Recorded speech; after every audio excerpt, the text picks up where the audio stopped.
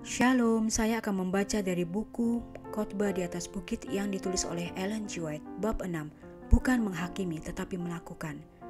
Dalam pembahasan di buku Matius 7 ayat 25, tetapi rumah itu tidak rubuh sebab didirikan di atas batu.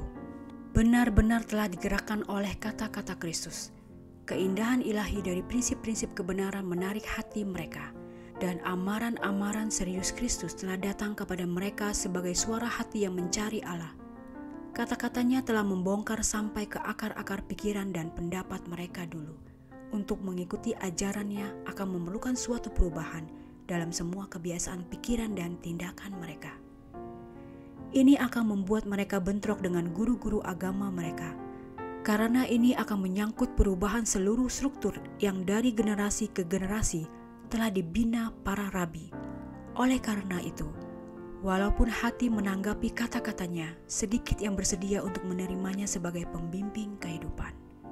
Yesus mengakhiri ajarannya di atas bukit itu dengan satu ilustrasi yang jelas menunjukkan pentingnya menerapkan kata-kata yang telah Dia ucapkan. Di antara banyak yang berkerumun mengelilingi juru selamat, banyak yang telah menggunakan masa hidup mereka di sekitar laut Galilea itu.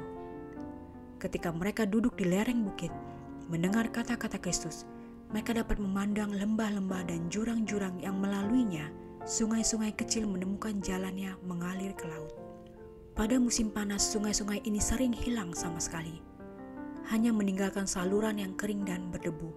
Tetapi bila badai musim dingin menerpa bukit-bukit, sungai-sungai menjadi aliran air deras yang dahsyat dan mengamuk. Kadang-kadang memenuhi lembah dan membawa segala-galanya pada waktu banjir yang tak terbendung. Lalu sering pondok-pondok yang didirikan oleh para petani di dataran yang berumput, yang tampaknya di luar jangkauan bahaya, disapu bersih. Tetapi tinggi di atas pebukitan terdapat perumahan yang didirikan di atas batu. Di beberapa tempat dari negeri itu terdapat rumah-rumah yang sama sekali terbuat dari batu.